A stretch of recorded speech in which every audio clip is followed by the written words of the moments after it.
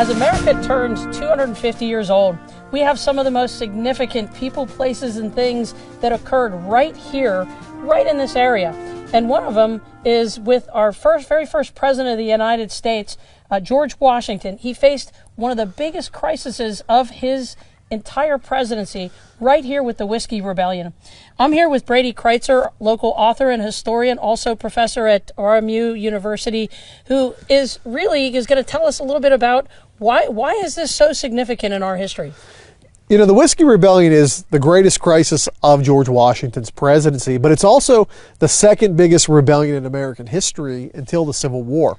So it's a major deal, and it really gives us an insight into the challenges of life here in the West.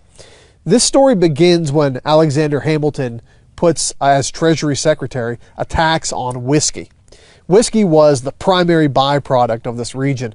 Before we were the Steel City, before we were the Iron City, we were the whiskey city here in western Pennsylvania. But it was more than just whiskey. It was a currency. It was. Whiskey was used and exchanged as in place of money, essentially. We didn't mint coins yet as a country. We didn't print money. All of the coins out east were foreign coins, gold and silver. So out here, whiskey was the perfect replacement, if you would.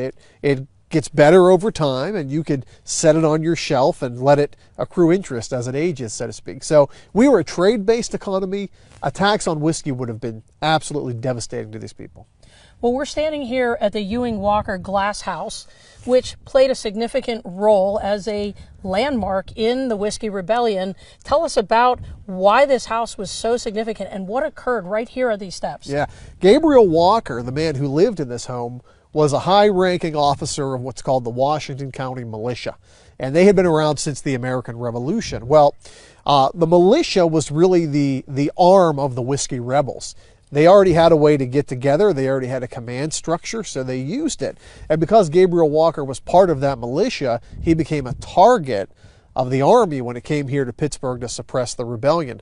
Believe it or not, this cabin right behind us was the very place where Army officers banged on the door November 13th, 1794, on a cold, snowy night just like this, and dragged Gabriel Walker in his pajamas out of this cabin.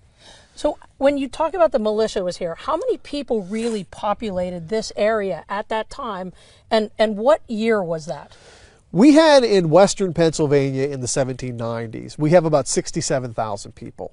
So it's a busy place. People know each other. People are married to each other. They're second cousins. A lot of them are related to each other. It's kind of still like Pittsburgh is today, the biggest small town in America.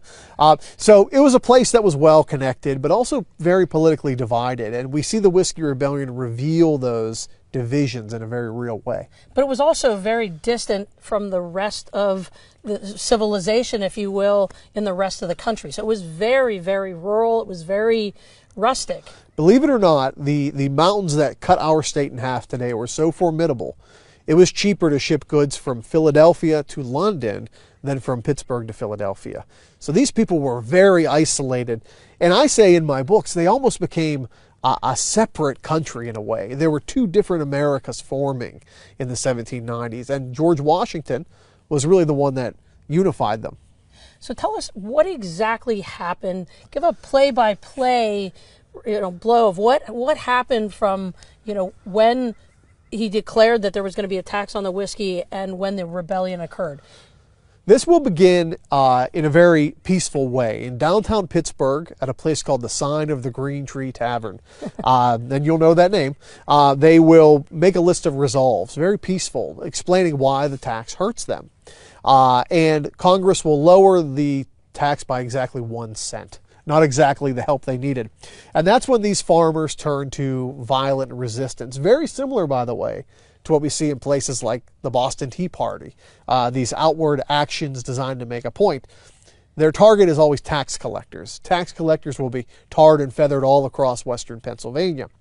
But it'll really come to a head in the 1794 season because Liberty poles will start to go up in small towns all over America. A Liberty pole is an old ancient Roman sort of almost pep rally style event.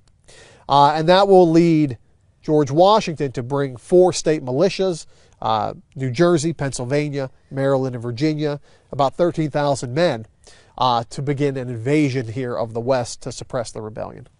And what did the locals? How did they react when these 13,000 people just showed up to arrest them? Well, that gets into really kind of the sad story of it. Alexander Hamilton is leading this army. Now, he's the Treasury Secretary. You don't really expect a Treasury Secretary to do that. George Washington is with him. It's the only time that a sitting president leads an army into the field.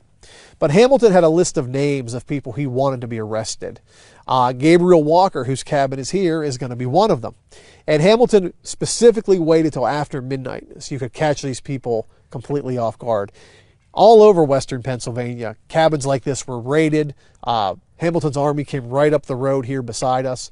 These men were dragged from their homes. They were kept in basements without food and water for 2 or 3 days at a time. In the West, they call this event the Dreadful Night. And there's no better place to really experience the Dreadful Night than Gabriel Walker's cabin. And then where did they take these men? Believe it or not, in December of 1794, Pittsburgh and Washington, PA, were transformed into essentially concentration camps. Fences went up. These men were forced to stay in animal pens. One man said they were only given raw flesh to eat. They had to drink water out of puddles from melting snow. It was a horrific event. And what Hamilton did was, with about 150 men in custody, realized he couldn't take them all back to Philadelphia. So he took what he described as the most influential people, about 30 of them, for trial. Now, these weren't the worst offenders. These were sheriffs, judges, Presbyterian church elders and ministers, anyone who was maybe not necessarily violent, but very important and influential here in the West, unfortunately got taken back to Philadelphia. And then how did it resolve at the end? Washington's 13,000-man army, I say in my book, becomes the largest police action in American history. There's no big battle, thank goodness, at the end of the Whiskey Rebellion, but that army is used to arrest and round up as many people as possible. And that really does break the back of the rebellion. Most of the leaders run for the hills. David Bradford, the Deputy Attorney General of Washington County, is one of the primary leaders. He goes all the way to Spanish West Florida and never comes back. So the leadership is gone, the spirit is broken, order is restored, and I think that's the point.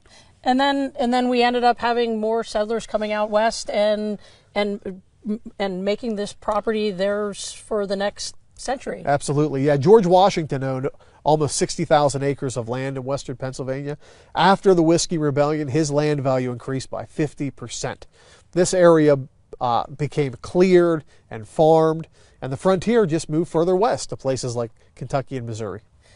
So if you'd like to experience some of the Whiskey Rebellion, come right here. We are right here on the property of the Pittsburgh Botanical Gardens, and it's an opportunity for see right here where history occurred. I'm State Representative Valerie Gaydos. As a member of the America 250 PA Commission, history is so important for us to learn both the past, present, and of course to celebrate our future.